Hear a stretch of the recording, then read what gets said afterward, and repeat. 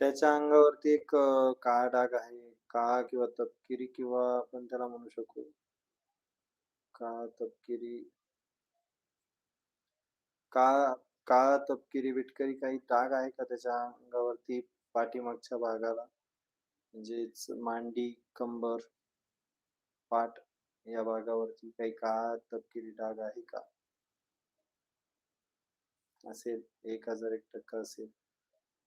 असेल ते नाही माहिती. बरं विचारून बघा उद्या शोधा.